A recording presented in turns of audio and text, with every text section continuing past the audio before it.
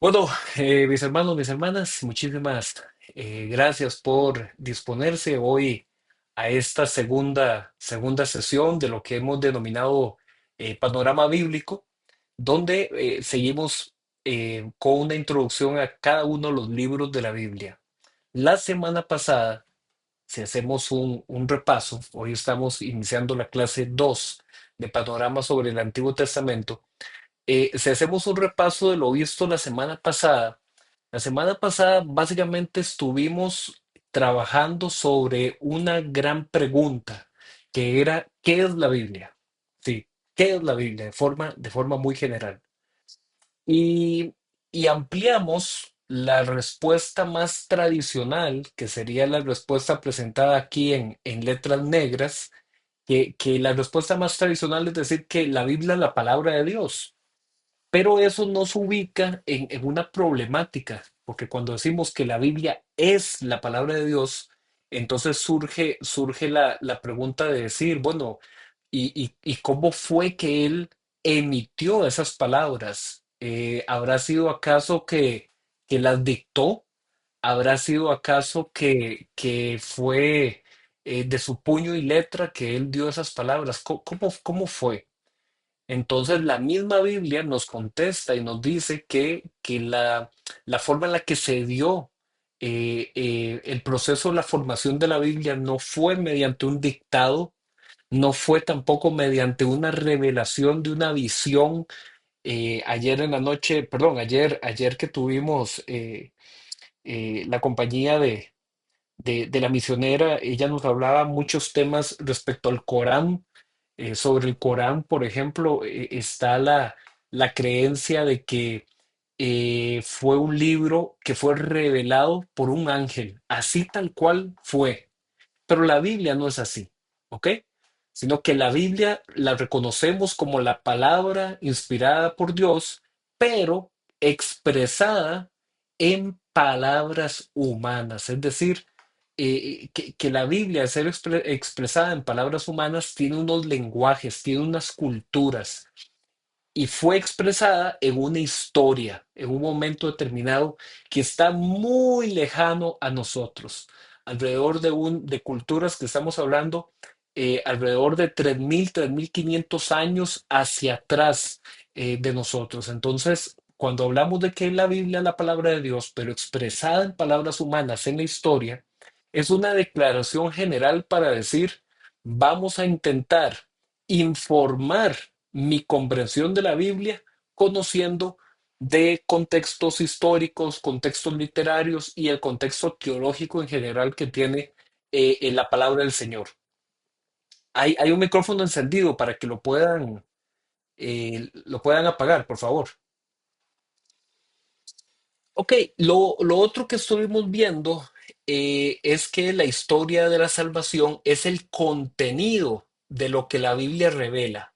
Ok, entonces por un lado decimos, la Biblia qué es, pero la segunda pregunta es, ¿la Biblia de qué trata? ¿Cuál es ese gran tema que nosotros podríamos explicar así en una sentada con un café? Si alguien nos pregunta, bueno, pero ese libro que ustedes llaman Biblia, ¿de qué trata? Y habíamos visto que la historia de la salvación nosotros la podemos segmentar en cuatro grandes etapas, donde esas cuatro grandes etapas es una primera etapa de la creación, una segunda gran etapa de la caída, una tercera etapa de lo que es Cristo y su cruz, y una cuarta gran etapa de lo que es la consumación final de la redención. A ese esquema le llamamos el modelo CCCC, ¿verdad? Cuatro Cs: creación, caída, la cruz de Cristo y la consumación final. Ese grande modelo que incluso la estoy resumiendo, pero incluso eso lo podríamos desgranar todavía más fino, es lo que nosotros llamamos la historia de la salvación. Entonces, ¿qué es la Biblia? La palabra de Dios expresada en palabras humanas en la historia. ¿De qué trata la Biblia? De la historia de la salvación. ¿Ok? Entonces, ese es el repaso a muy grosso modo de lo que estuvimos viendo la semana anterior. Eh, Este libro que nosotros hoy por hoy lo tenemos acomodado así, de esta forma, impreso, bien bonito, con tapas, aquí con tinta que no se destiñe, aquí pasan los años y la tinta no se destiñe. Este libro no fue hecho así. De hecho, que para empezar, la Biblia no fue editada como un libro, sino que la Biblia eran rollos que estaban separados. ¿Recuerdan ustedes esa escena de ese pasaje bíblico en el libro de Lucas, capítulo 4, que dice que Jesús llegó a la sinagoga de Nazaret, de donde él era? Y dice que Jesús entrando a la sinagoga, ¿qué pidió? ¿Se acuerdan lo que dice la Biblia? Pidió el rollo del profeta Isaías. Entonces, ¿qué es lo que teníamos? Que la Biblia, estos libros que nosotros hoy por hoy los tenemos así todos juntitos editados, existían pero por rollos, rollos por separado. Y esos rollos, la forma en la que el pueblo de Israel en el Antiguo Testamento los fue agrupando no tenía que ver con un agrupamiento cronológico, sino que más bien tenía que ver como con un agrupamiento temático.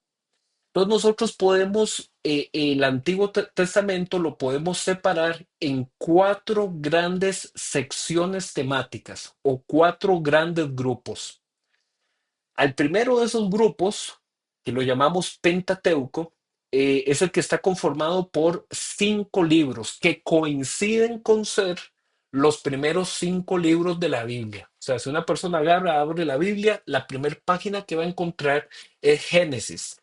Pero cuando ya comenzamos a ver los libros históricos, los libros poéticos y sapiensales y los libros proféticos, ya el orden en que están colocados los libros no es el mismo en el que nosotros lo encontramos en nuestras Biblias actuales. Todo ese proceso de recopilación de los libros, selección de los libros, ordenamiento de los libros, tuvo en la época del siglo cuarto antes de Cristo, tuvo como un momento primordial. El pueblo de Israel fue invadido por un imperio. En aquel momento se le llamaba el Imperio Griego, que estaba comandado por Alejandro Magno, conocido como Alejandro el Grande, porque logró conquistar toda esa zona. Y cuando Alejandro Magno y la cultura griega en el siglo cuarto antes de Cristo, ellos llegan a esa zona, ellos veían a los judíos y decían: Mira qué gente tan interesante. Guardan un día a la semana, en ese día a la semana no trabajan. Qué interesante. Guardan la tradición de la circuncisión que se le realizaban a los varones. Guardan unas fiestas anuales. Hacen una fiesta del tabernáculo y hacen una fiesta de las semanas y una fiesta de las cosechas. Qué interesante. Hacen unas fiestas. Y entonces estos griegos comienzan a ver cómo es que este pueblo que ellos dominan política, cultural y económicamente, los ven muy interesantes a estos judíos y entonces proponen lo siguiente: nosotros queremos conocer más de ustedes, porque recordemos que los griegos son famosos ¿por qué? Por la filosofía. Los griegos son conocidos por la matemática, la filosofía, no solamente por los Juegos Olímpicos, ¿verdad? Sino sobre todo por la filosofía, por el pensamiento. Y entonces estos griegos se quedaban analizando y ellos decían: nosotros queremos conocer la filosofía de ustedes. Así como nosotros tenemos a Sócrates, a Platón, a Aristóteles y todos esos, nosotros queremos saber ustedes qué creen. Y ahí entonces fue donde ellos dijeron: queremos que se traduzcan los libros judíos al idioma griego, un idioma que nosotros podamos leer, un idioma que nosotros podamos analizar. Y entonces, de aquí, todo lo que he contado de aquí para atrás es historia, historia que se puede recapitular en libros, llamémoslos, libros seculares, ¿ok? En libros seculares usted puede buscar Alejandro Magno, conquista Palestina, siglo cuarto antes de Cristo, todo eso usted lo puede buscar y se puede informar más. Lo que voy a contar a continuación ya entra en el terreno de lo que es la tradición. ¿Qué significa la tradición? Que es una mezcla entre sucesos reales y las creencias generacionales del pueblo. Entonces, ¿qué fue lo que pasó? Imagínese usted en esa época, siglo cuarto antes de Cristo, traducir todos los libros que los judíos consideraban como libros sagrados, traducirlos al griego. Entonces, cuenta la leyenda, cuenta la tradición, que le encomendaron esa tarea a 70 sabios judíos, ¿ok? Buscaron 70 ancianos de los más sabios, de los más capacitados, y cuenta la leyenda que a esos 70 les dieron materiales para escribir y los pusieron a traducir la Biblia del hebreo al griego a los 70 a la vez. Y que finalizado el trabajo, los 70 habían concluido con 70 versiones que eran idénticas la una a la otra. Repito, eso suena un poco chistoso, pero es lo que ellos creían. Y en honor a esa leyenda de los 70 ancianos, de los 70 sabios, esa Biblia que se tradujo del hebreo al griego, se conoció como la Biblia de los 70. Así es como se conoce. Si usted pone ahí en Google la Biblia de los 70, ¿ok? No significa la de los años 70. Ah, mira, yo tengo Reina Valera 60 y hay una 70. No, no. La Biblia de los 70 se conoce como la Septuaginta, ¿ok? Eso es lo que significa la Biblia de los 70. ¿Y por qué es importante todo esto? Porque en esa Biblia de los 70, que la tradición le atribuye a esos 70 ancianos, tuvieron que hacerse la siguiente pregunta: ¿cómo los acomodamos? ¿Cómo acomodamos esos libros? Y entonces nosotros encontramos que existe lo que se conoce como el ordenamiento judío y el ordenamiento griego. La forma en la que los libros vienen acomodados de la Biblia hebrea y de la Biblia griega traducida de los 70 cambia.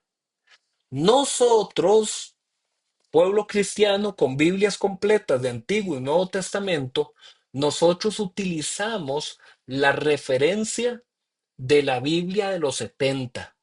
¿Ok? Esa Biblia griega de los 70, esa es la base del orden del que nosotros usamos la Biblia. Por eso es que nosotros comenzamos a leer Génesis, Éxodo, Levítico, Números, Deuteronomio, Josué, Jueces, Ruth, Primera y Segunda Samuel, Primera y Segunda Reyes, Primera y Segunda Crónicas, Esdras, Nehemías y todos los que siguen.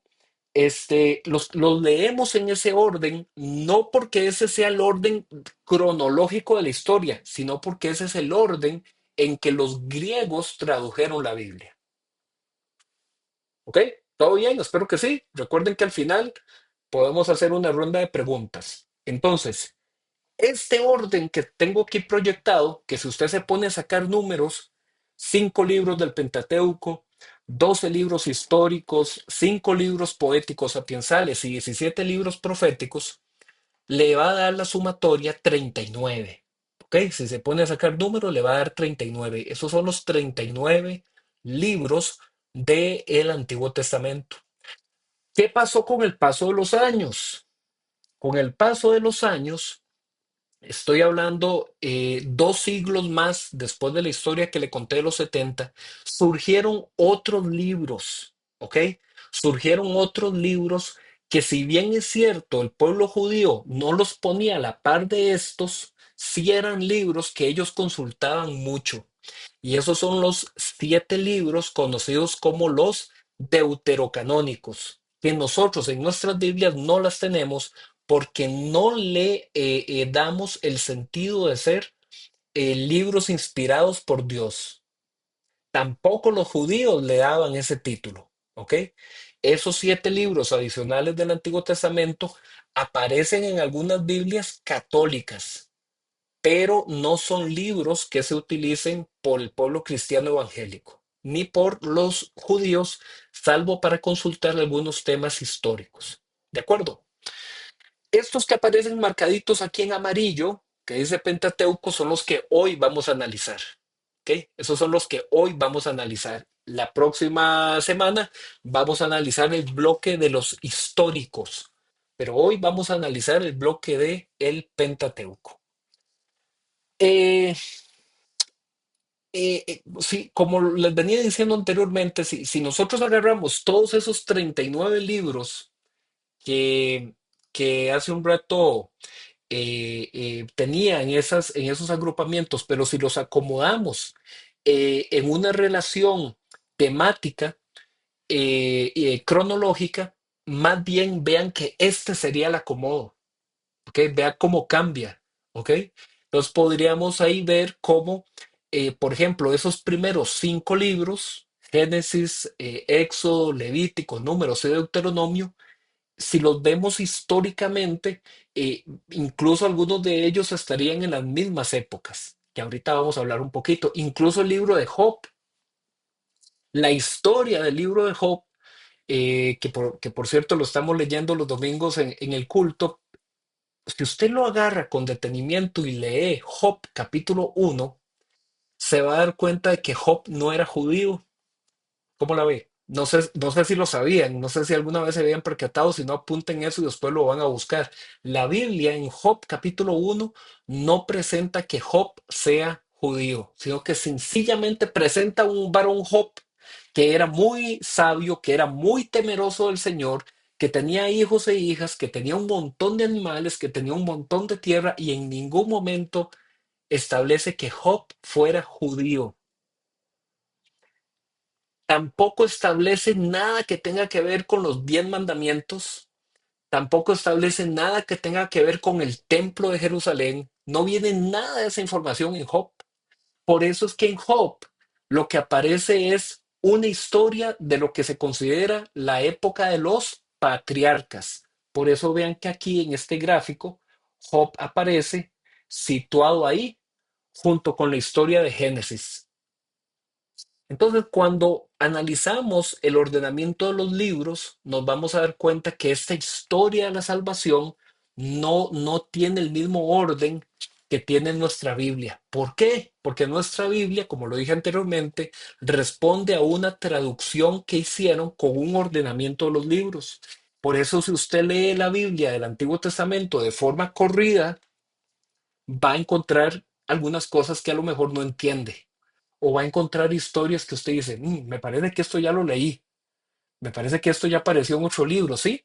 Porque muchos de estos libros, como pueden ver usted por aquí, vean que la historia en que ubicamos primera y segunda de Samuel, también primera y segunda de Samuel, la mitad de primera de Samuel y toda segunda de Samuel, la podemos encontrar también reflejada en Crónicas. Igual los libros de los reyes lo podemos ver reflejado en Segunda de Crónicas y toda esa época de los reyes y las crónicas las podemos ver reflejadas también en algunos pasajes en los profetas. Entonces, si usted agarra y lee la Biblia de corrido, puede encontrar historias que usted dice, esto me suena similar, ¿ok? Es normal, todo bien por ahí, tranquilidad, es normal, ¿ok? Bueno, hablemos un poquito de ese primer agrupamiento, de lo que llamamos el Pentateuco. Comencemos por la definición más necesaria. Esa palabrilla, ¿qué significa? Pentateuco.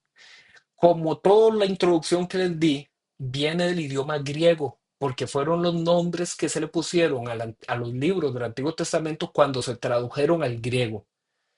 Entonces, Pentateuco es una palabra de origen griego que significa cinco, eso es lo que significa penta, cinco, teucos, que significa rollos, los 5 rollos, ¿ok? En la antigüedad, un rollo se componía de láminas cosidas de cuero o papiro que se arrollaban. Por así decirlo, cuando una hoja se acababa, se cosía otra hoja y se cosía otra hoja. Entonces, cuando el rollo se extendía, parecía una alfombra, ¿verdad? Parecía una alfombra, porque eran todas las hojas que se iban uniendo la una con la otra. Desde la antigüedad, estos 5 libros fueron identificados por los judíos como una unidad temática a la que denominaron Torá. Sí, entonces, para el pueblo judío, cuando ellos decían la Torá, ¿ok? Ellos estaban hablando de estos 5 libros como un todo, ¿ok? Génesis, Éxodo, Levítico, Números y Deuteronomio, todos estos 5 es la Torá, ¿ok? Entonces, si hablamos del Pentateuco o hablamos de la Torá, es lo mismo. ¿Cuál es la diferencia? Que Pentateuco es el nombre griego y Torah es el nombre hebreo, pero son los mismos 5 libros. ¿Ok? La palabra Torah significa enseñanza o instrucción. ¿Ok? Pero ¿qué fue lo que pasó con el tiempo? Que con el tiempo lo que Dios había dado como instrucciones para su pueblo, enseñanza para su pueblo, los sacerdotes, ya cuando el templo estaba constituido y los sacerdotes comenzaron su oficio, ellos comenzaron a utilizar la Torá para legislar, ¿ok? Entonces, aquello que se había convertido en una instrucción, en una enseñanza, lo usaron como una ley, como un código de leyes.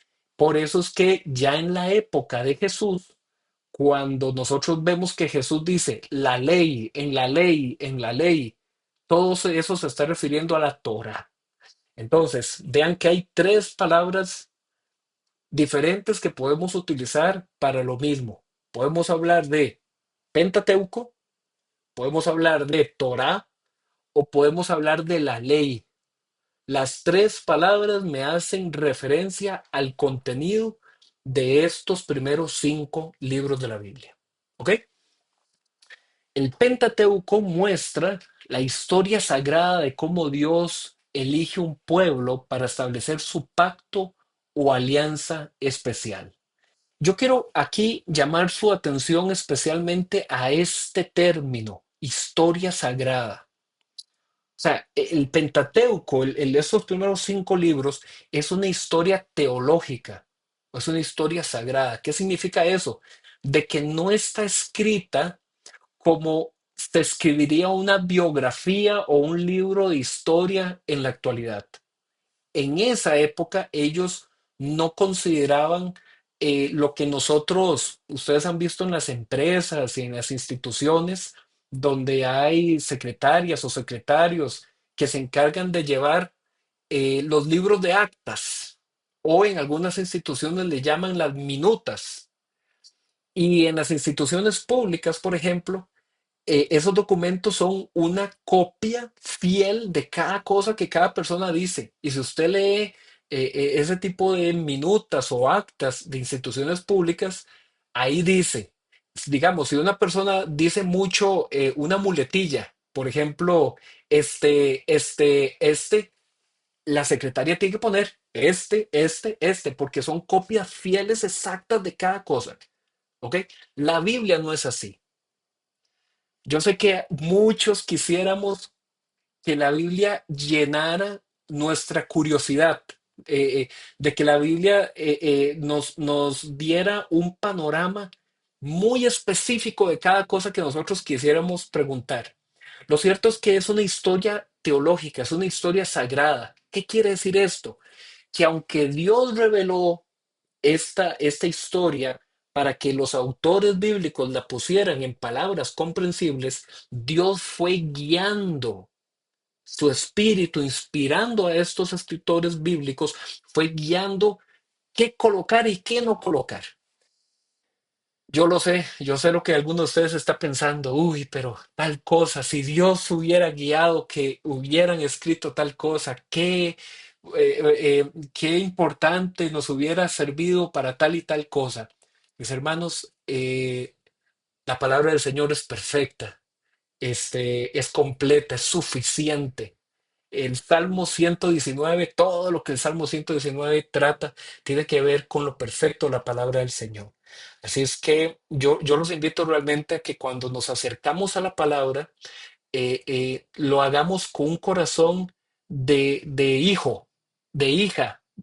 ¿Ustedes se acuerdan cómo está redactado, que lo vamos a ver en un par de semanas, eh, el libro de los Proverbios y de Eclesiastés, ¿verdad? Que dice, hijo mío, atienda la instrucción de tu padre, no te olvides de las palabras de tu madre. O sea, la Biblia tiene una característica de que es un relato para ser meditado, para ser reflexionado. No es un acta jurídica, donde viene escrito absolutamente cada pequeño detalle. No, es un libro que nos presenta cómo Dios actúa, ¿ok? ¿Y para qué es que Dios actúa? Para establecer su pacto, para establecer su alianza especial, para que ese pueblo, que es el pueblo judío en el Antiguo Testamento y luego la iglesia en el Nuevo Testamento, sea de bendición y de ejemplo a las otras naciones. En el Pentateuco se muestra la acción de Dios como liberador. No solamente nos presenta la acción de Dios como creador, sino que nos presenta cómo Dios libera a este pueblo oprimido que estaba en Egipto, y lo hace por medio del liderazgo de Moisés. ¿Era Moisés un líder perfecto? No. Inclusive vemos en el libro de los Éxodos del Éxodo que él le decía, Señor, envía a mi hermanillo. A mí no, porque a mí me cuesta hablar, soy como de una lengua torpe, decía Moisés. Entonces vean que Dios es el autor de las liberaciones y que para liberar Dios utiliza a hombres y mujeres a pesar de sus imperfecciones, a pesar de sus limitaciones, Dios los usa. Eh, pero este pueblo, a pesar de que había sido liberado por la mano poderosa, se vuelve infiel, desconfía de Moisés, murmura de Moisés, se le revela a la autoridad de Moisés, por lo que este pueblo tendrá que esperar toda una nueva generación para ingresar a esa tierra prometida de Canaán. La narración del Pentateuco cierra con la muerte de Moisés, quien encomienda al pueblo el cumplimiento de los mandatos de Dios y delega en un nuevo liderazgo la conquista de la tierra prometida. Tradicionalmente, ojo acá, el judaísmo le ha atribuido a Moisés la autoría plena de estos 5 libros.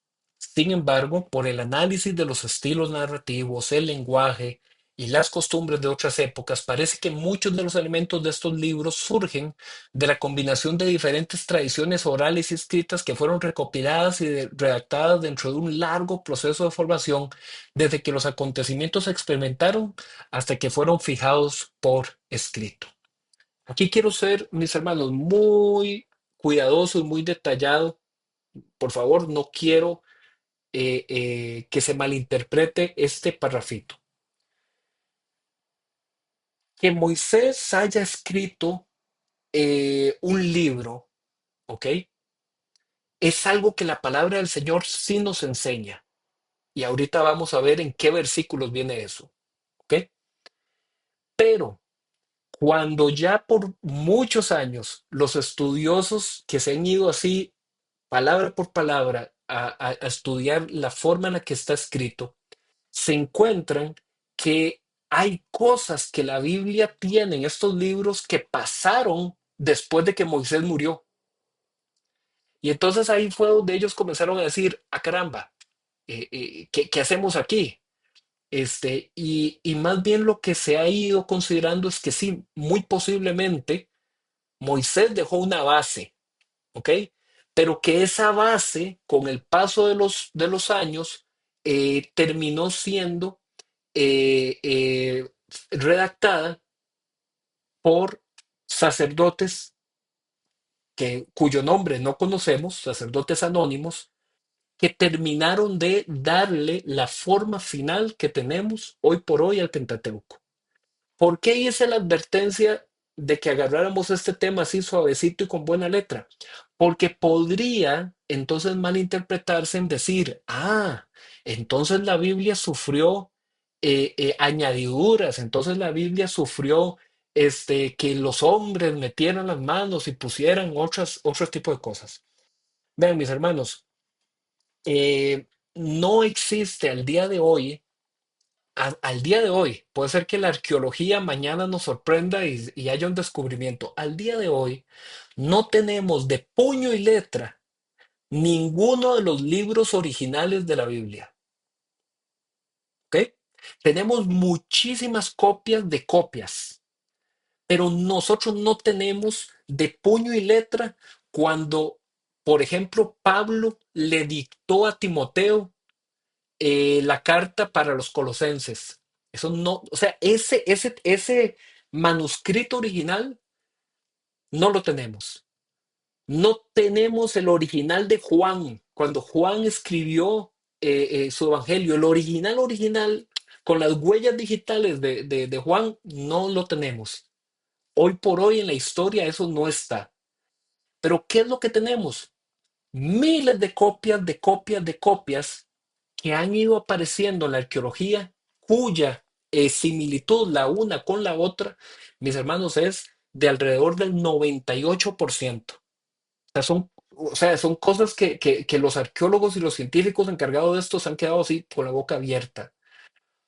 Y usted dirá, pero hay un 2% que es diferente.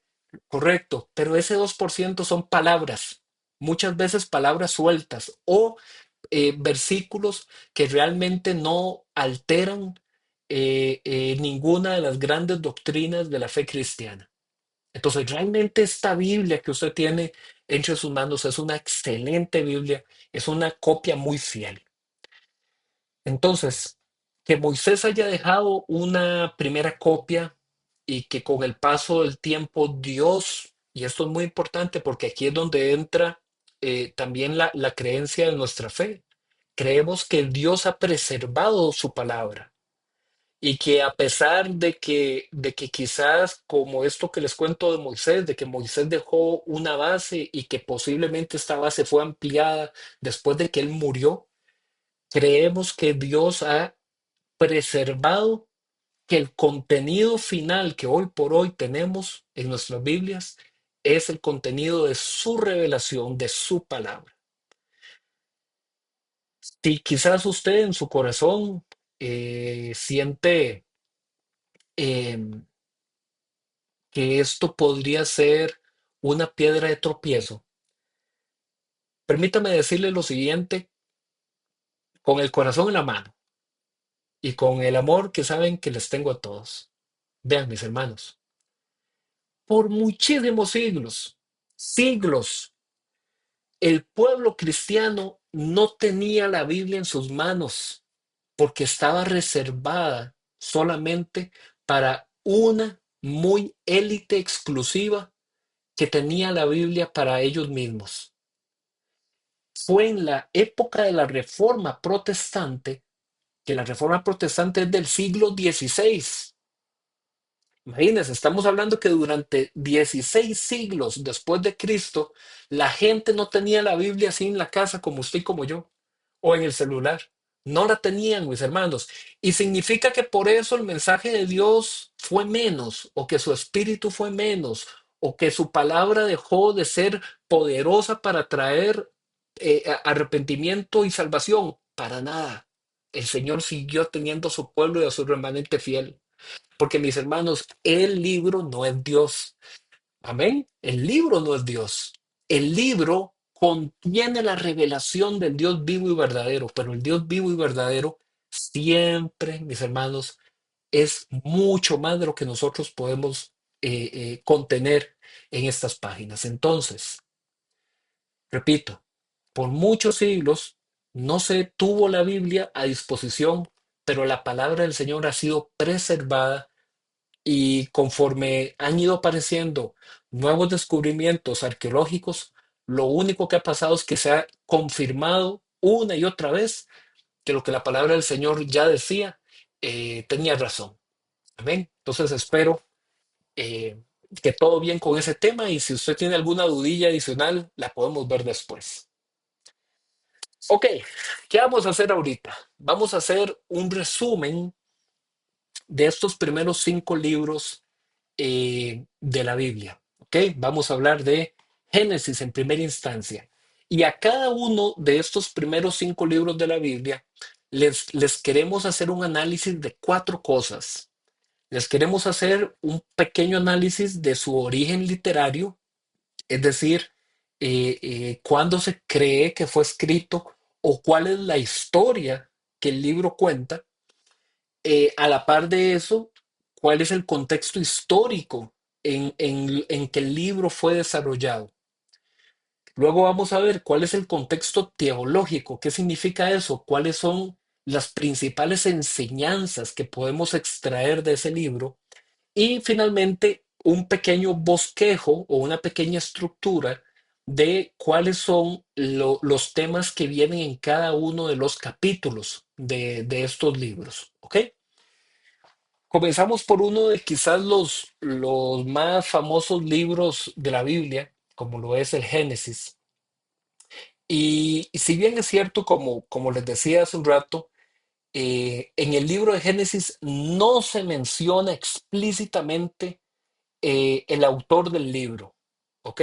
Así como, por ejemplo, nosotros en el Nuevo Testamento abrimos una carta de Pablo, y ustedes han visto que los primeros versículos generalmente dicen, eh, em, eh, gracia y paz a ustedes, ¿verdad? De parte de Pablo, apóstol de Jesucristo, a los creyentes en Tesalonicenses, a los creyentes en Gálatas, a los creyentes en Colosas. Entonces nosotros encontramos que en el Nuevo Testamento sí viene, digamos, una indicación directa de quién es el autor. O por ejemplo en el Apocalipsis, ¿verdad? Que dice, yo, Juan, me encontraba preso por causa del Señor en la isla de Patmos y viene. O por ejemplo en el Evangelio de Juan, donde dice el discípulo amado. Entonces, nosotros encontramos que en el Nuevo Testamento sí hay versículos muy categóricos respecto a ese origen del libro, pero en el Génesis no. El Génesis comienza con uno de los versículos más bellos que hay en toda la Biblia. En el principio creó Dios los cielos y la tierra. ¿Ok? No hay un saludo, no hay una presentación, sino que lo que la Biblia de una vez nos presenta es a Dios, porque Dios, al fin y al cabo, es el verdadero autor de todo lo que encontramos. Entonces, aunque no se menciona directamente cuál es este escritor del libro, como lo dije anteriormente, la tradición hebrea, es decir, la tradición judía, pero también la tradición cristiana, en los primeros siglos asociaron a Moisés como el autor del Génesis. Sin embargo, es muy probable que el libro del Génesis sea el producto de la recopilación y redacción de varias personas que fijaron por escrito lo que se conocía entre sus tribus hebreas de manera oral. El padre de familia narraba estas historias a sus hijos y después esos hijos las narraban a sus nietos y así generación en generación iban narrando. ¿Por qué? Porque para empezar, la gran mayoría de ellos no sabía leer ni escribir, comenzando por ahí. Número dos, la carencia de materiales. No, no era como en la actualidad que uno va a la pulpería y compra un cuaderno, ¿ok? Había carencia de buenos materiales y muchos no sabían leer y escribir. Entonces esas primeras generaciones, oralmente, igual como nos lo decía ayer la misionera, estas eran gentes que oralmente se transmitían, hasta que llegó un momento en que alguien puso por escrito lo que se venía ya transmitiendo de siglo en siglo. Cronológicamente se puede aproximar que el establecimiento judío en Egipto, ¿verdad? Recordemos que en el libro de Génesis se dice que toda la descendencia de Jacob, que eran 70 familiares, descendieron a Egipto por el liderazgo de José. Entonces, si bien es cierto, no podemos como decir así una fecha exacta en la que esto fue escrito o colocado en la historia, sí se puede considerar por ciertos sucesos que la muerte de José pudo haberse ubicado alrededor del año 1600 antes de Cristo. Entonces, hagamos algunas cuentas rápidas. Nos encontramos en el 2025, ¿ok? Estamos en números redondos a un poquito más de 2000 años de la época de Cristo. Agarre el cassette y tírelo para atrás 1600 años más, ¿ok? Entonces, estamos hablando de unos 40 siglos para atrás, ¿verdad? Todo eso muy aproximadamente, en que podemos irnos para atrás y decir, ahí nos está hablando de toda esa historia de lo que ahí estaba sucediendo. Pero, aunque esa historia la podemos ubicar en el 1600 antes de Cristo, se considera que la redacción del libro inició en el siglo X antes de Cristo, época en que se inició la monarquía hebrea y que desde ahí se extendió y amplió hasta alcanzar su forma final. Contexto histórico. ¿De qué trata? ¿Qué historia es la que nos cuenta? Los primeros capítulos de Génesis presentan el origen del tiempo y del espacio dentro de la creación natural y humana.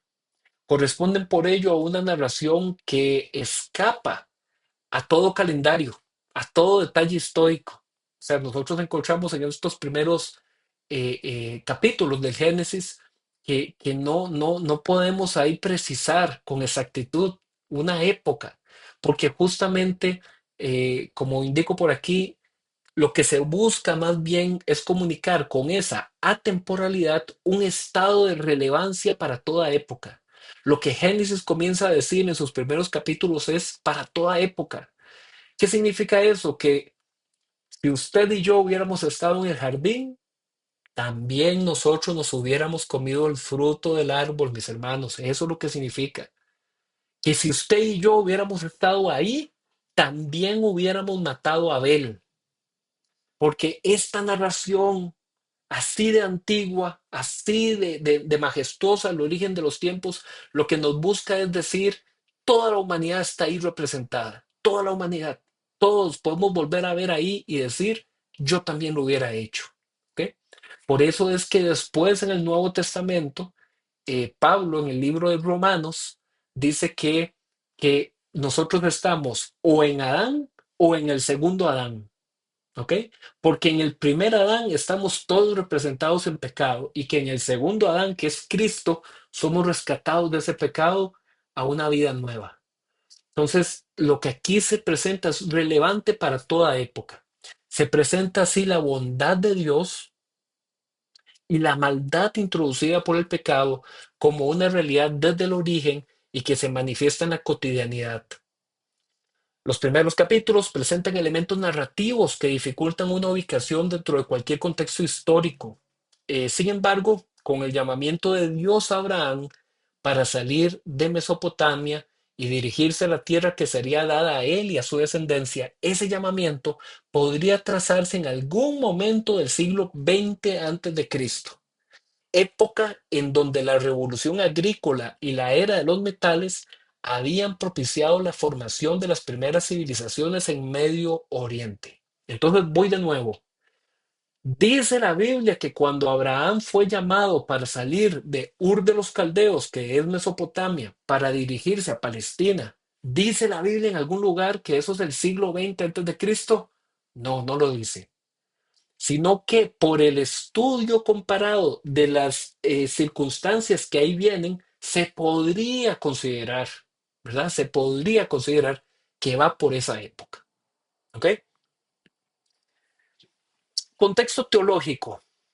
¿Qué nos presenta si le agarramos y leemos los 50 capítulos que tiene Génesis? ¿Cuáles son como esas perlas que podemos sacar, verdad? ¿Qué son esos aspectos muy relevantes a nivel teológico que podemos aprender? La palabra teología no hay que tenerle miedo. La palabrilla teología lo que significa es un discurso, una reflexión o una conclusión sobre lo que Dios ha revelado. Eso es lo que significa. ¿Ok? Entonces, esas perlitas que podemos sacar del libro de Génesis es que se presenta a Dios como creador, como soberano y como todopoderoso. Entonces el Génesis no te va a dar una respuesta de decir, ¿y quién creó a Dios? ¿Ok? El Génesis no lidia con eso. ¿Por qué? Porque el Génesis presenta a un Dios que ya está desde el inicio, ¿verdad? En el principio creó Dios los cielos y la tierra. Entonces, es Dios el que ya está. Él es el que es el alfa y el omega, el principio y el fin. Él es el que ya está ahí. Entonces lo presenta como el creador, el soberano, el todopoderoso, el eterno. Ahora, lo que Dios crea, ¿ok? La Biblia lo presenta como algo bueno y algo bello. Por eso es que nosotros encontramos que en Génesis él va creando y dice, y vio Dios lo creado y era bello, era bueno en gran manera. Entonces, la Biblia nos presenta, mis hermanos, mis hermanas, que este mundo es el mundo de Dios, no es el mundo de los seres humanos, es el mundo de Dios. Él es el autor, Él es el creador. Y nosotros, repito, representados en esa primera pareja, recibimos el mandato cultural de sojuzgar la tierra, de multiplicarnos y llenarla. Es decir, nosotros como seres humanos hemos sido encomendados a labrar la tierra, a cuidar la tierra, a trabajar la tierra, a multiplicarnos, a extendernos, a aprovechar todos esos recursos que el Señor nos ha dado. Pero ¿somos los dueños de la creación? No, no, no lo somos. La Biblia nos presenta otro esquema, la Biblia nos presenta que todo lo creado es para la gloria de Dios. Oiga, qué lindo lo que podemos extraer de este libro del Génesis. No andar quizás, como les decía, haciéndonos preguntas de que cómo es que el tigre no se comió al conejo estando en el arca de Noé. Eso, eso no es los puntos claves que nos presenta el Génesis, sino que nos presenta esto. Dios es el creador y la creación le pertenece a Él y la creación es buena.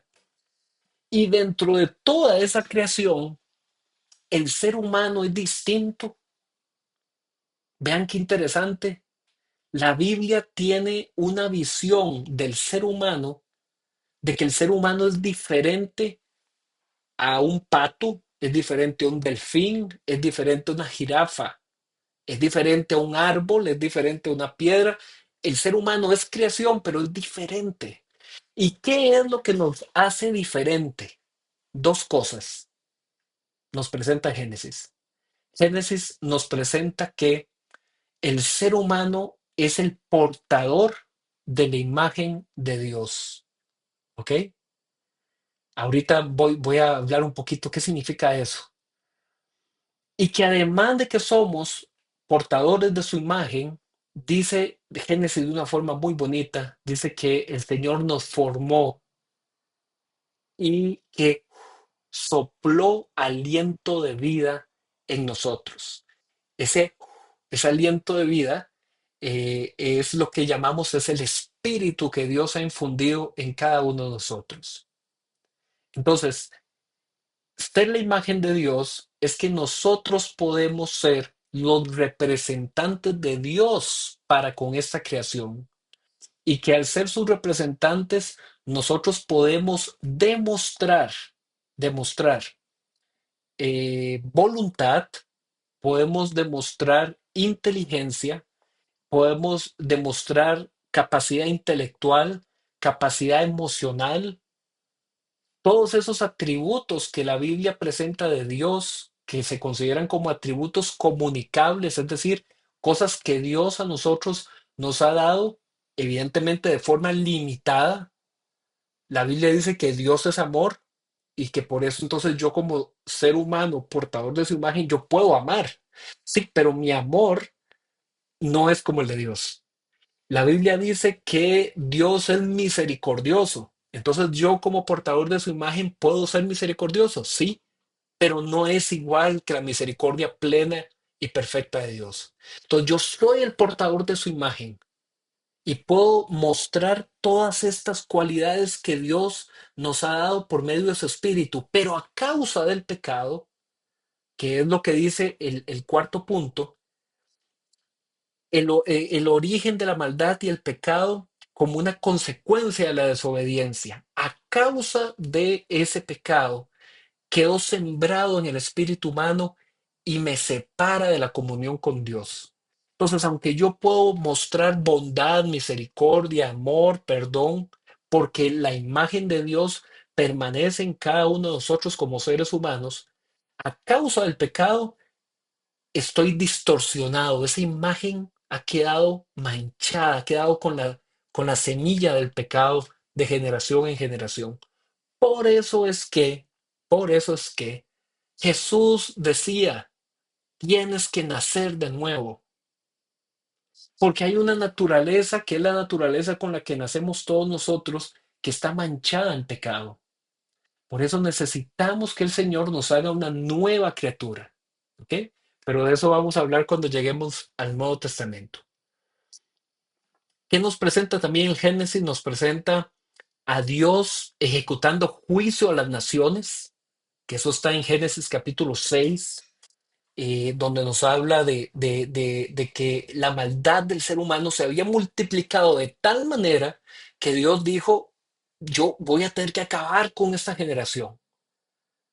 Después también nos presenta que el Señor trae juicio a las naciones confundiéndoles el lenguaje en la Torre de Babel. Si alguien lee de forma aislada esas cosas, le puede quedar la imagen de que Dios es muy, muy malo, muy severo, Dios es muy vengativo.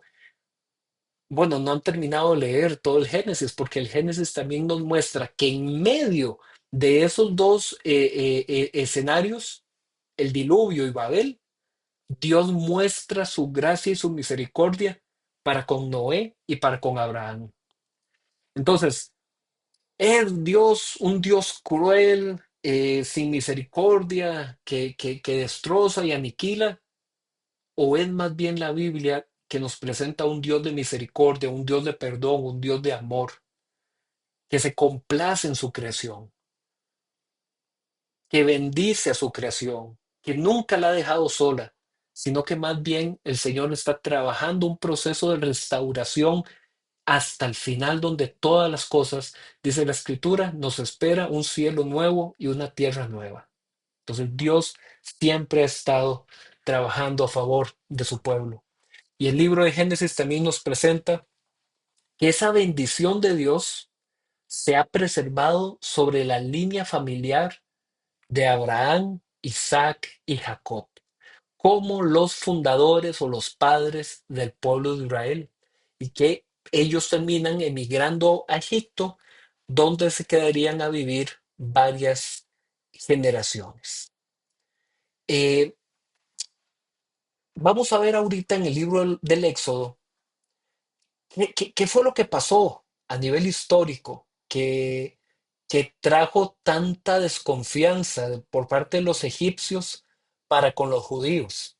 El segundo libro de la Biblia, el Éxodo, que como lo decíamos al principio, el Éxodo es una palabra griega que significa salir, ¿verdad? O partida, ¿verdad? Salir, una liberación.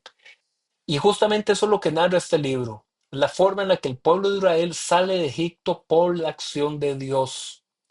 Ubicado como el segundo libro del Pentateuco, su autoría personal queda en el anonimato, ya que corresponde a la formación de varios compiladores que rescatan la forma en la que Moisés recibe de Dios guía para indicar cómo el pueblo será liberado. A nivel cronológico, poniendo el suceso de la liberación y la llegada al monte Sinaí como el foco principal del libro, los hechos del libro se pueden ubicar aproximadamente en el año 1250 antes de Cristo. Repito, todo esto es una aproximación. ¿De a dónde la sacamos? ¿Qué sucesos históricos en la historia general, en la historia humana secular, nos han llevado a que los estudiosos pongan esas fechas aproximadas? Lo que viene aquí en el contexto histórico, ¿verdad? Eh, la civilización egipcia viene desarrollándose desde el año 3500 antes de Cristo. Vean ustedes, todavía más para atrás. Eh, Su desarrollo se da gracias al aprovechamiento de la fertilidad del suelo a las orillas del río Nilo. ¿Por qué es que Egipto es una de las primeras civilizaciones de la humanidad en general? Gracias al río Nilo.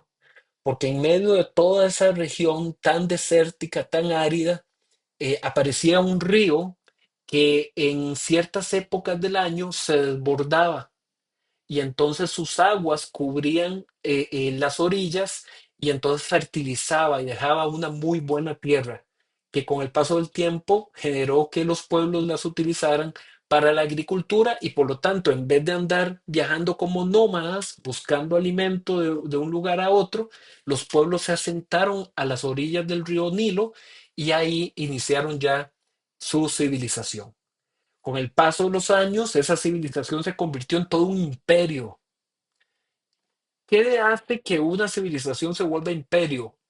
Cuando comienza a dominar y a conquistar a sus vecinos. Entonces, los egipcios comenzaron justamente a eso, a esclavizar y a dominar a sus vecinos. Fue en esa época donde se da la construcción de las grandes pirámides y también canales acuáticos para aprovechar el agua a las ciudades. Eso era todo una superación, digamos, a nivel arquitectónico y científico, que ellos, hay, la arqueología es lo que muestra que de esas épocas eh, viene todo esto. ¿Qué pasó con este pueblo? Bueno, cerca del año 1800 antes de Cristo, los egipcios fueron invadidos por un pueblo vecino, que aquí en Cartago hay un grupo musical que tomó el nombre. Yo no sé si ellos sabían la historia o no, o les pareció interesante, pero los Hicsos, ¿ok? Los Hicsos fue un pueblo sirio, ¿ok? Sirio, o como en la actualidad se llama, el pueblo asirio. eh, ellos vinieron desde ese norte de Siria, descendieron hasta Egipto y dominaron a los egipcios por aproximadamente 2 siglos, los Hicsos. Y durante esa época, los Hicsos dominaron Egipto y eran los reyes sobre Egipto. Y se considera que fue en esta época donde el dominio en Egipto era de los reyes Hicsos, que apareció José, el hijo de Jacob, que llegó a Egipto y que entonces estos Hicsos les dieron un pedazo de tierra a los judíos, que es lo que se conoce como la región de Gosén. Si usted agarra y lee el libro de Éxodo, se va a dar cuenta de algo muy interesante. Dice que murió el rey que había tenido todos esos favores a José y su familia, y que se levantó un nuevo rey, dice el libro de Éxodo, que no conocía a José y que no conocía todo lo que el Señor había hecho por medio de José, y que comenzó el pueblo judío a multiplicarse, y que dijeron, vamos a esta gente a esclavizarla porque no vaya a ser que ellos se pongan de acuerdo con un pueblo extranjero y nos dominen otra vez. ¿Ok? Entonces, ¿por qué los egipcios tenían estos temores por parte de los judíos? Porque ya les había pasado. Ya un par de siglos atrás había venido un pueblo extranjero en son de paz, se quedaron y los terminaron dominando, que fueron los Hicsos. Entonces ellos dijeron, esto no nos vuelve a pasar, agarraron y comenzaron a dominar a los judíos. ¿Ok? Probablemente, no lo dice la Biblia de una forma explícita, pero se ha llegado a considerar que probablemente ese faraón que se menciona en el libro del Éxodo era quien históricamente se conoce como Ramsés II. ¿Ok? La Biblia no lo dice, la Biblia no lo dice, pero por toda esta historia y la reconstrucción arqueológica se ha considerado que posiblemente ese fue el faraón al que le tocó vivir todo eso. Sobre esto, hermanos, si ustedes se ponen a buscar en internet, tengan, entre comillas, tengan discernimiento y cuidado porque van a encontrar de todo, ¿ah? Van a encontrar gente que dice que no, que fueron los extraterrestres, y otra gente que dice que no, que el pueblo judío nunca estuvo en Egipto y que el éxodo nunca existió, y van a encontrar de todo. Por eso es que lo mejor es analizar fuentes confiables. Yo ahí después, cuando lleguemos a la cuarta semana, yo les voy a mandar una carpetica donde ustedes pueden tener todas estas diapositivas y un par de libros que les voy a dejar ahí, y algunos recursos donde ustedes pueden estudiar. Pero si se ponen a buscarlo en internet, ojo, si les aparece algo ahí muy, muy escandaloso, no lo tomen con la seriedad de lo que sería una fuente confiable. ¿Ok? ¿Qué más encontramos a nivel teológico en el libro de Éxodo? Permítanme decirles que este es de los libros más importantes de toda la Biblia, especialmente el Antiguo Testamento, porque aquí lo que vamos a encontrar son escenas características que se repiten después en el resto del Antiguo Testamento. ¿Por qué? Porque vea, encontramos al pueblo cautivo, eso va a pasar después varias veces. Encontramos juicios de parte de Dios, eso va a pasar varias veces. Encontramos actos proféticos. ¿Qué es un acto profético? Cuando Dios manda a un emisario con un mensaje de parte de Dios. Y Dios le dijo a Moisés, ve, preséntate delante de Faraón y dile, libera a mi pueblo. Eso es un acto profético. Bueno, después todo el Antiguo Testamento vamos a encontrar un montón de eso. ¿Qué más encontramos en el Éxodo? La liberación que Dios hace con su poder. Eso lo vamos a encontrar un montón de veces. ¿Qué más viene en el Éxodo? El establecimiento del pacto. El pacto en Sinaí. Eso está en el libro del Éxodo. Y también encontramos el establecimiento de la ley como un mecanismo de obediencia para guardar ese pacto con Dios. Entonces vean que el libro de Éxodo realmente nos presenta una serie de temas importantísimos. Dios usa a Moisés como el líder en esta gesta, en esta lucha. Aunque al principio Moisés, ¿verdad?, presentó dudas, objeciones, Moisés se convertiría en el líder mediador entre Dios y el pueblo, un líder que recibió la revelación de la identidad de Dios en un título que se usaba como nombre, ¿ok? Un título que se usaba como nombre. Eh, ya hemos hablado de esto anteriormente, estas famosas cuatro letras en el idioma griego, que fue, como les dije al principio, la traducción, se le llamaba a esto tetragramatón. Eso lo que significa es palabra de cuatro letras, tetragramatón, YHWH, que se traduce como yo soy el que soy o yo soy el que seré, ¿verdad? El gran yo soy, que se traduce también, se puede traducir como Yahvé o Jehová, dependiendo la traducción que se utilice. Eh, la acción divina se manifiesta por medio del dominio de las fuerzas naturales en contra de las fortalezas de Egipto. Entonces, Egipto consideraba que el río Nilo era su gran fortaleza, que el río Nilo era su gran bendición. Llega Dios y les dice, ustedes creen que el Nilo, de hecho que lo adoraban como si fuera un dios, ustedes creen que el Nilo es su fortaleza. Moisés ve y diles que el Nilo se convertirá en sangre y que les será inútil. Ustedes se creen que la agricultura es la que a ustedes les da ese prestigio y ese poder. Moisés, ve y dile a esta gente que vendrá una plaga de langostas que se va a comer toda la agricultura. Ustedes adoran al sol, el sol que ustedes lo veneran como el dios de las pirámides y todo esto. Moisés, ve y dile a este pueblo que el sol se oscurecerá y que en el día será como la noche. Mis hermanos, cada una de las plagas es Dios humillando las creencias idolátricas que había en Egipto, hasta que llegamos a la última de estas plagas, de estos juicios de Dios, que para el pueblo cristiano es súper significativo porque es la que nosotros conocemos como la Pascua. Dice la escritura que el Señor le dijo a Moisés, ve y dile a Faraón que todos los primogénitos de Egipto morirán, pero que aquellos primogénitos en las casas donde está en las puertas de sus casas rociada la sangre del cordero que yo te daré, Moisés, en esas casas la muerte pasará de largo y no vendrá muerte a esa casa porque está protegida en la sangre del cordero.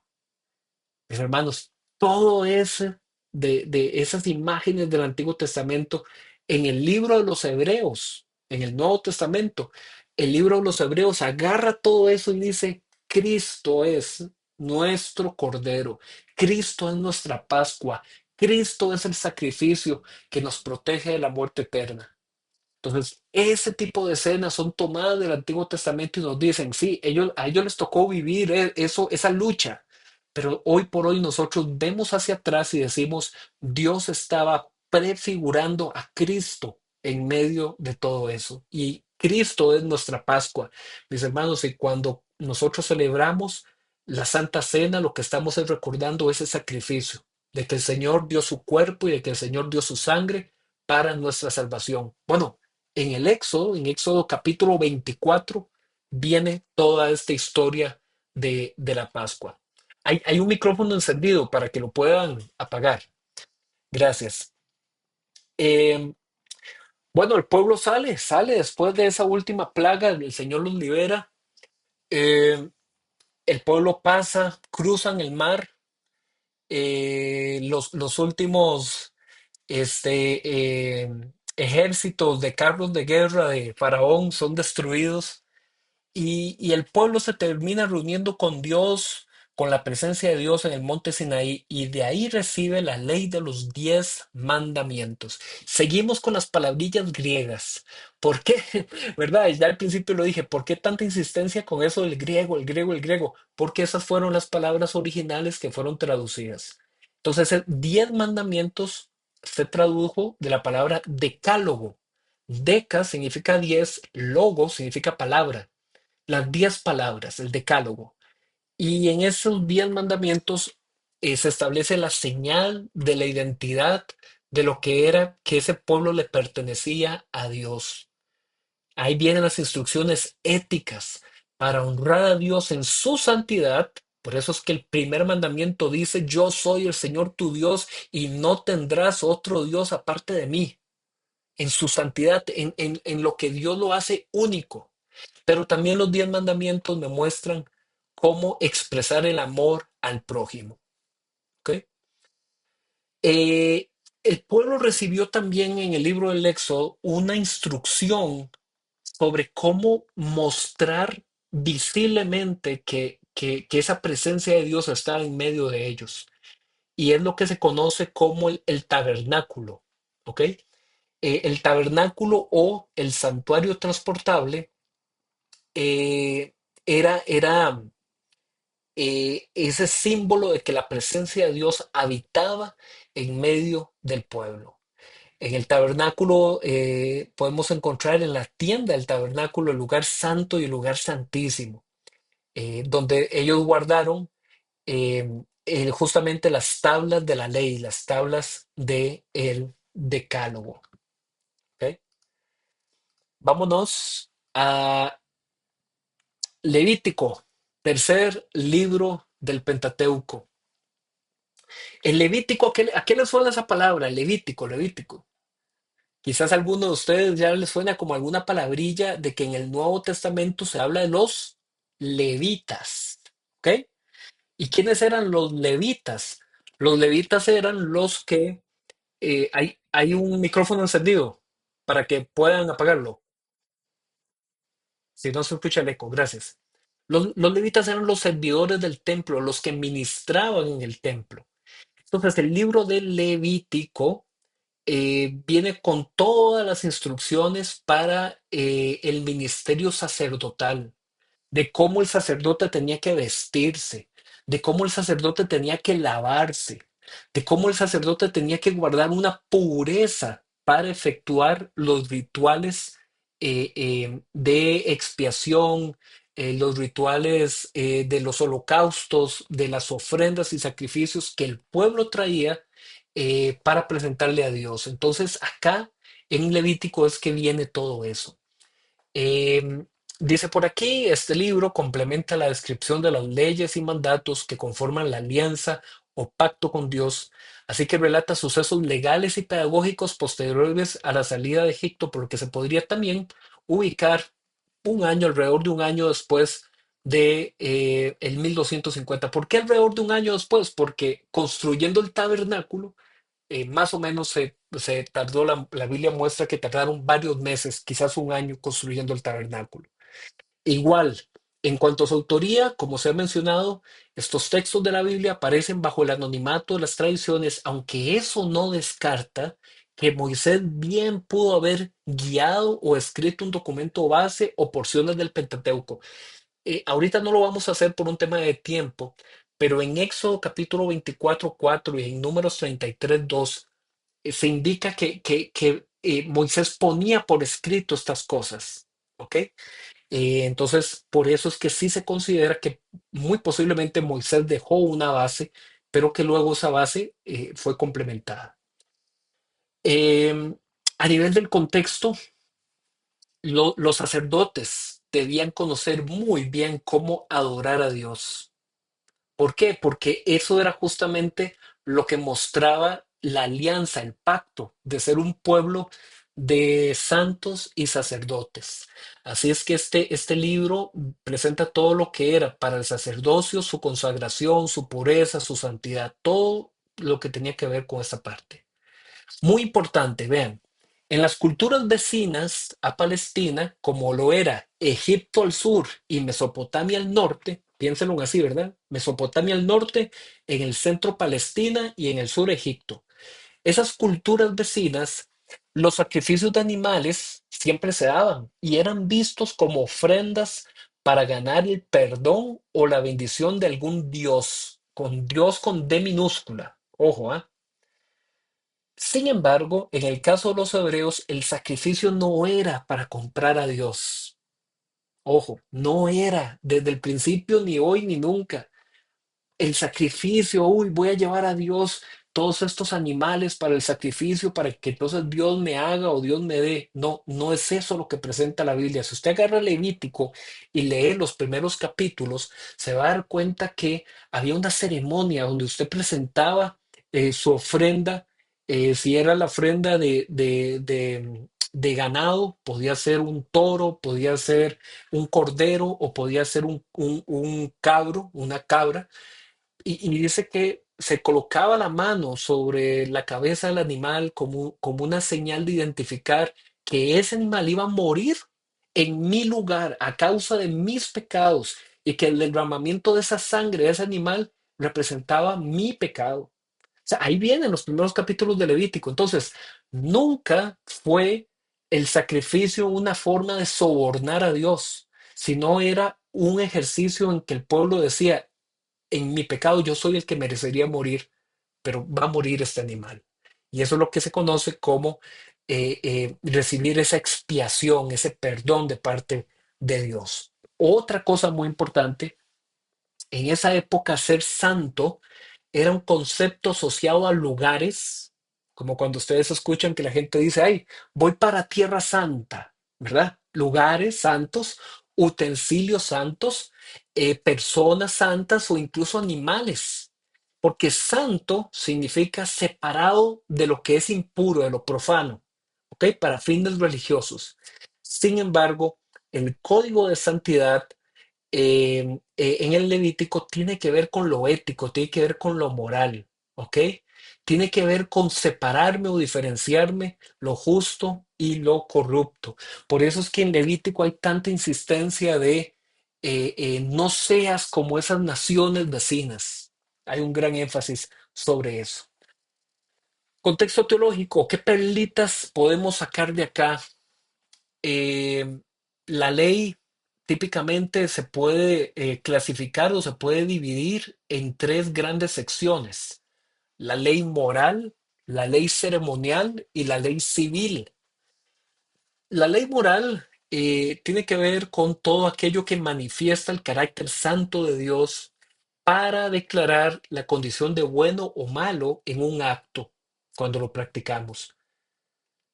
Entonces, lo moral tiene que ver con lo bueno y lo malo. Lo ceremonial tiene que ver con lo puro y lo impuro. ¿Ok? Y también la ley civil era aquella que se aplicaba como un modelo de traer justicia en casos de abusos entre personas con el objetivo de proteger la vida personal y del pueblo. Entonces ahí es donde encontramos esas leyes que dice, ¿verdad? Que si hay un toro que tiene por costumbre salirse y cornear a la gente, que entonces le tiene que avisar al dueño. pero que si el dueño no toma ningún tipo de precaución sobre el toro y el toro vuelve y sale a herir, perdón, entonces van a matar ese toro e incluso pueden terminar ajusticiando también al dueño por no haber hecho nada. Entonces, nosotros en el siglo XXI leemos ese tipo de versículos y decimos, qué gente más loca, qué ideas más locas, más diferentes. No, es que lo que tenemos que entender que eran leyes civiles para proteger a la mayoría del pueblo. Si había un animal que estaba causando problemas, había que atender ese animal, no por crueldad al animal, sino por protección al pueblo. Entonces hay que entender también esas leyes para no aplicar una ética civil del siglo XXI a esa época. Hay que manejar esa distancia. La Torá o la ley no debe verse como un conjunto de ritos y detalles sin valor para el hoy, sino que debe verse como la preparación que Dios exige de su pueblo para habitar en comunión con ellos. De esta forma, Levítico y el libro de Hebreos en el Nuevo Testamento se relacionan para mostrar que Jesús es el cumplimiento vivo de toda esa preparación humana para habitar con Dios. A nivel cultural, muchos de los mandatos de Levítico quedan abolidos. Ya no, nosotros no tenemos que estar sometidos a las restricciones civiles que vienen ahí en ese libro de Levítico. ¿Restricciones civiles de qué tipo?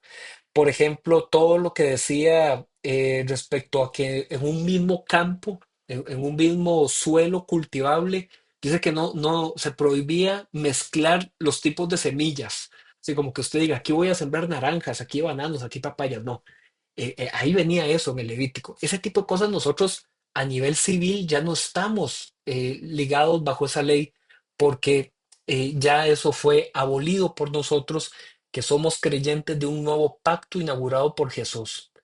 De ahí que regulaciones como la esclavitud, la guerra, las impurezas, los castigos deben analizarse dentro del contexto de la época. ¿Ok? Entonces nosotros volvemos a ver hacia atrás en esos libros y hay leyes que dicen eh, si pasas, si tu hermano no te puede pagar, ¿verdad? Lo haces esclavo. Y si pasados 7 años él no quiere irse y quiere quedarse contigo, entonces le agarrarás la oreja, la pondrás y le harás un hueco, ¿verdad? Le harás se le pondría un arete ahí de posesión. Eh, y entonces uno dice, Dios mío, pero ¿cómo es eso que me está hablando de la esclavitud, etcétera? Vuelvo a lo mismo, ya esos son situaciones civiles de otra época en la que ya nosotros no estamos relacionados y ya eso ha sido superado dichosamente.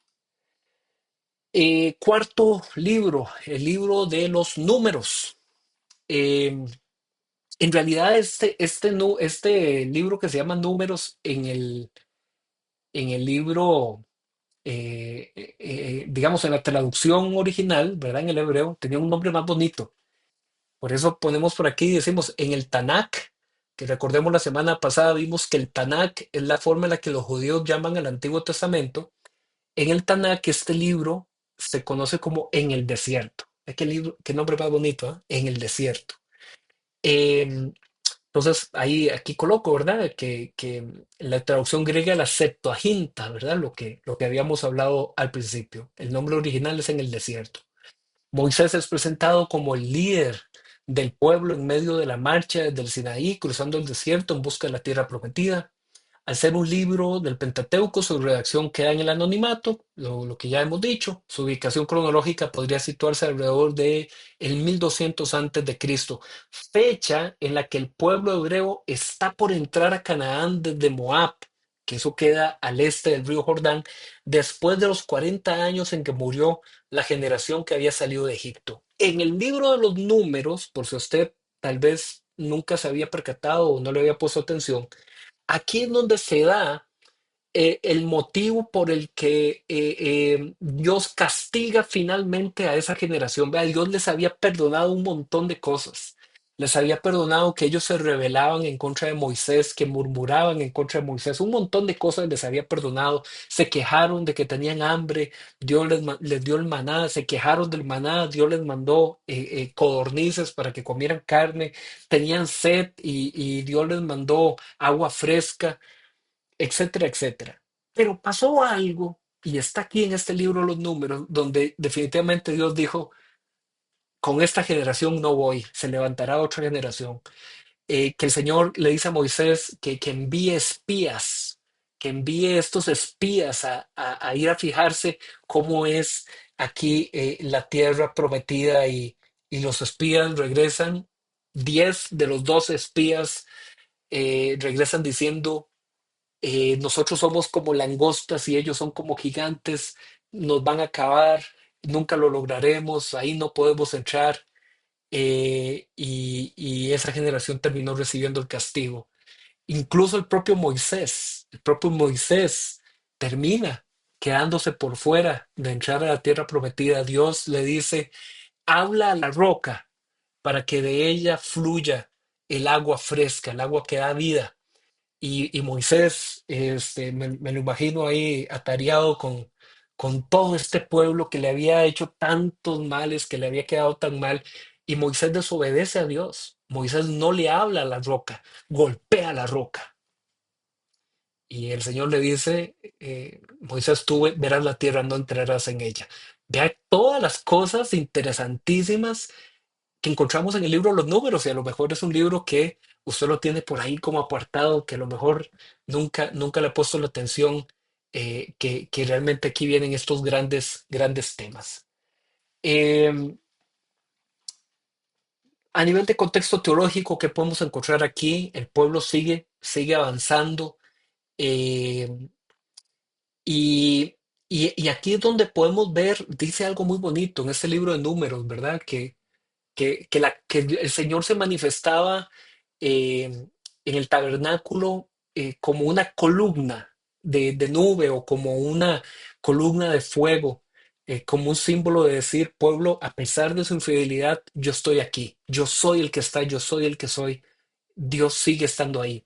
Y esto es muy interesante y de mucha lección para nosotros. Vea, esta cercanía de Dios le jugaba un doble papel al pueblo, porque entonces Dios está conmigo y Dios me protege, sí, amén, pero también la cercanía de Dios hace que su juicio sea pronto, porque el Señor está aquí como testigo, viendo las murmuraciones, viendo las rebeliones, viendo la incredulidad de todos ellos, viendo la inmoralidad de todos ellos. Entonces también vienen los castigos sobre esa generación. Eso es una gran lección para nosotros. En este libro de números también ahí ustedes pueden leer algo también muy significativo, que es que los moabitas, que son el pueblo que estaba en ese límite donde pasaron los espías, los moabitas se encuentran a un profeta que vendía sus servicios para bendecir y para maldecir. Y entonces lo contratan a Balaán y le dicen, vaya, maldiga al pueblo de Israel".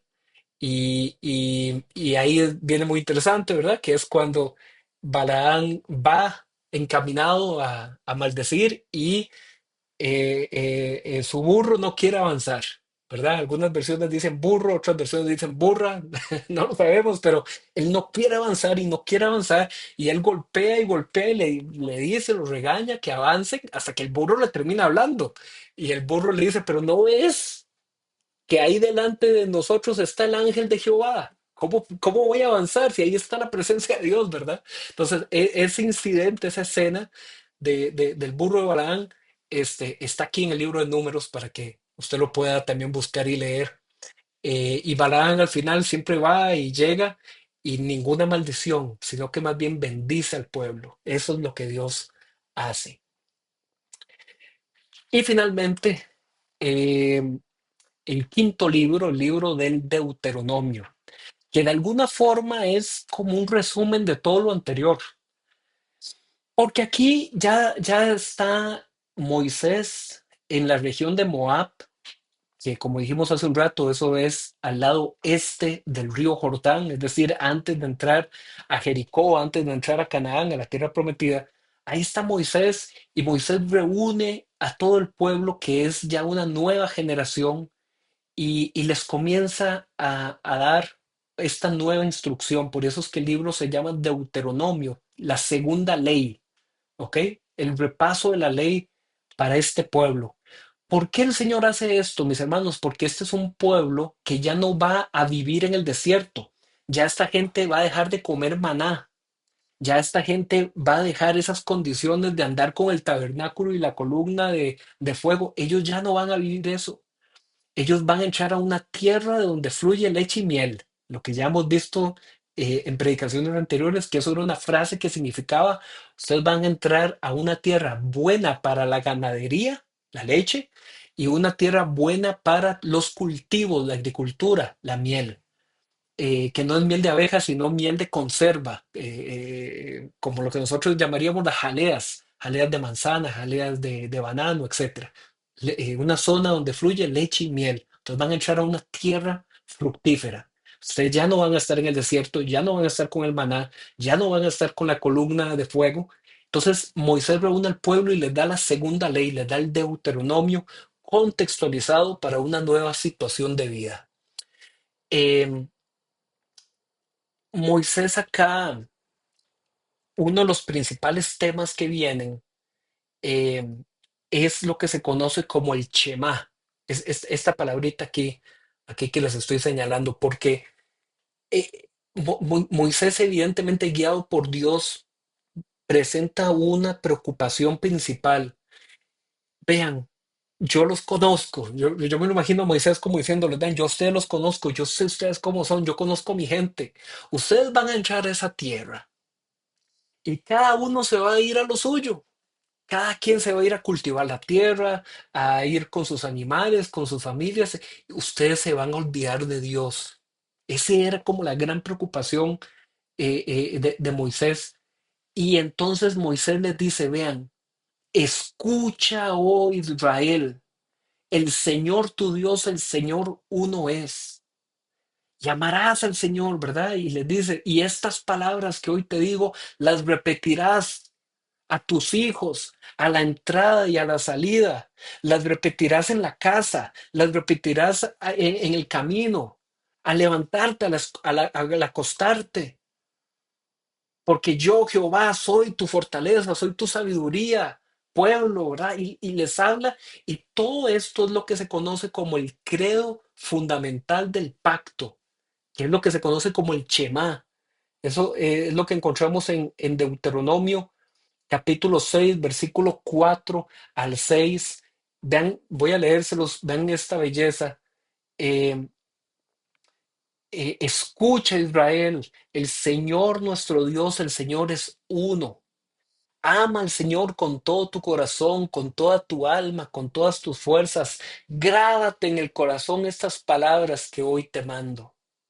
Incúlcaselas a tus hijos, háblales de ellas cuando estén en tu casa, cuando vayan por el camino, cuando te acuestes, cuando te levantes, átalas a tu mano como un signo, llévalas en tu frente como una marca, escríbelas en los postes de tu casa, en los portones de tu ciudad. Este es el credo del pacto, la médula de la identidad del pueblo de Dios. Escucha Israel, por eso es que se le dice el Shema. La palabra Shema significa escucha, ponga atención, páreme las orejas, escucha Israel. El Señor es uno y a ese Señor hay que amar, a ese Señor hay que bendecir, hay que recordar a la entrada y a la salida. Entonces vean la insistencia en este Deuteronomio, en esta segunda ley, de cómo Moisés les dice una vez más, vea, ustedes tienen que preservar esta palabra. Dile a tus hijos, dile a tus hijos, dile a tus hijos, átalas en tu puerta, átalas a tu mano. ¿Qué pasó al final? De que surgió el fariseísmo y ellos entendieron que esto tenía que ver con literalmente escribir rollitos de papel y colgarlo de la ropa. Ellos tuvieron un entendimiento literal cuando claramente el Señor está apelando a una relación espiritual con Dios. Que no nos pase eso, mis hermanos y mis hermanas, a nosotros.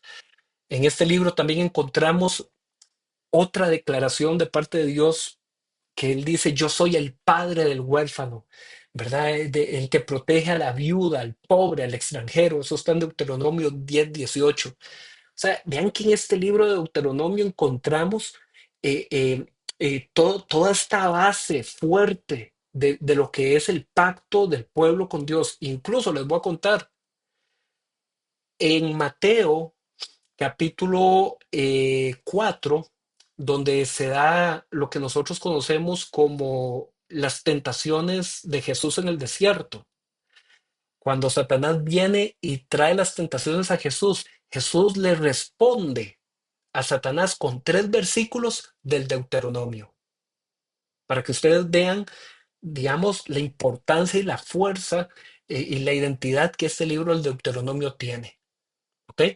Entonces, aquí también viene lo que se conoce como la lista de los pasajes de bendición y de maldición, si cumples el pacto o si incumples el pacto. Y este pacto, mis hermanos, ya para ir aterrizando, la garantía del pacto reside en la elección de Dios. No es en nuestras fuerzas, es en el Señor que tuvo misericordia, que tuvo gracia para con Abraham, para con Isaac, para con Jacob y para con ese pueblo infiel. Y hoy por hoy nosotros podemos decir, Señor, y conmigo también, por tu gracia, por tu misericordia, porque tú me has perdonado. Él toma la iniciativa para rescatar.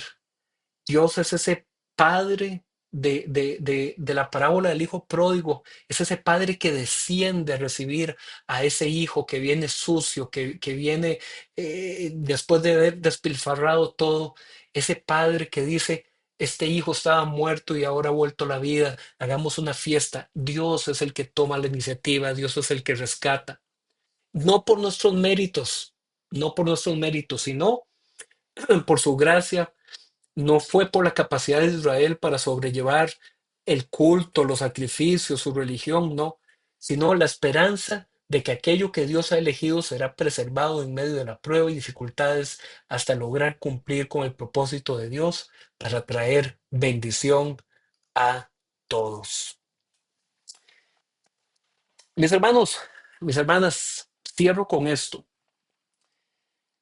Yo espero que ustedes en medio de todo estos resúmenes que vamos a ir haciendo de libro por libro de la Biblia, ustedes aprendan a diferenciar la trama principal de las subtramas o de las tramas secundarias, porque mi humilde experiencia con la palabra de Dios y con células y encuentros y clases de Biblia y etcétera, es que muchas veces nosotros los cristianos nos quedamos en esto de las subtramas. Le damos mucha importancia a las subtramas y a veces se nos olvida la trama principal. Yo he querido finalizar con estas 2 imágenes. La primera imagen a la izquierda es lo que se cree que fue el monte Sinaí donde Dios se le manifestó a Moisés y al pueblo. ¿Por qué digo que se cree? Porque en realidad Sinaí es toda una región que tiene montes, muchos montes. Entonces, imagínense llegar a una región de muchos montes y decir, bueno, ¿cuál de estos 20 fue donde Dios se manifestó? Ok, la tradición dice que ese de la foto es el monte Sinaí donde Dios se manifestó.